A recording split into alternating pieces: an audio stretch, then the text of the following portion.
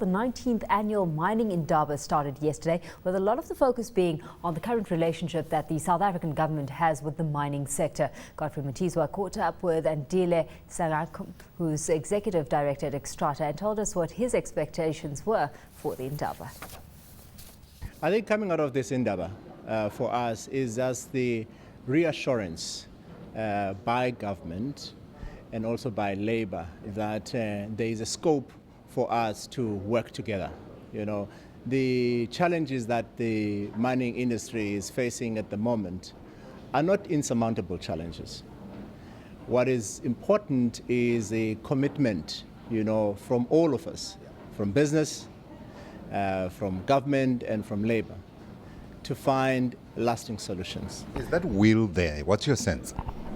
Look, I think the will is there, but I think that somehow we miss one another. We need to find a place where we can both commit to a common set of values, a common vision, and a common sense of identity.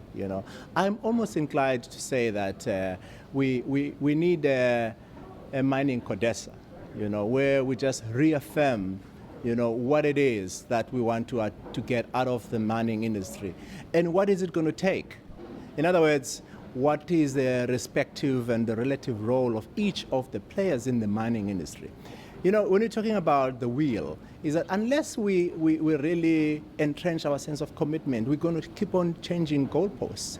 I think that the mining industry is ready and willing to invest to the extent that we've got a predictable regulatory framework.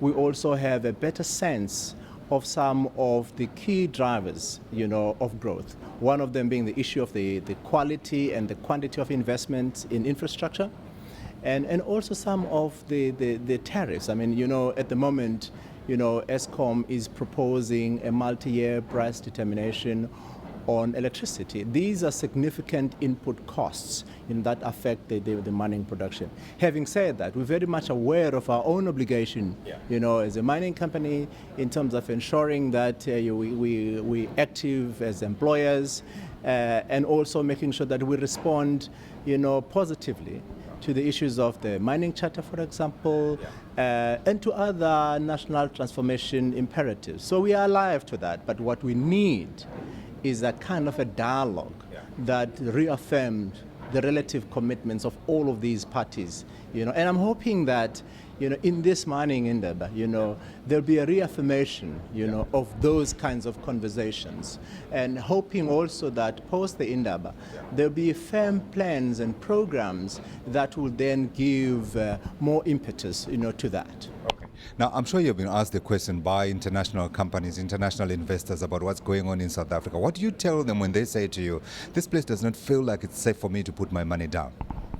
Look, our view is that, this is our general response. Look, we do have challenges, but like most other countries in the world, they do have challenges.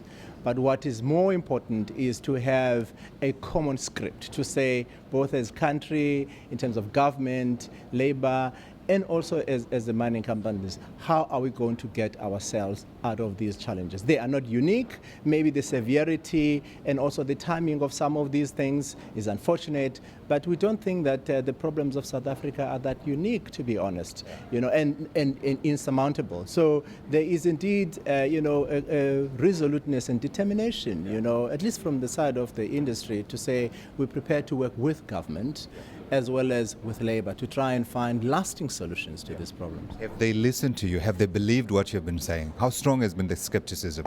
Look, Godfrey, let's start off by saying that because of challenges of history and challenges of our own legacy, we cannot run away from the fact that there is a trust deficit.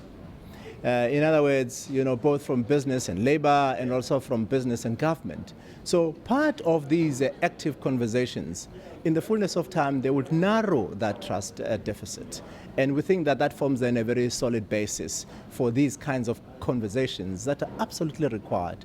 There is no other way. We've got to find one another. We need to build these partnerships. It's not like, for example, we can say that the country is not we cannot make investments. We just need to find a way of making sure that it works for everyone.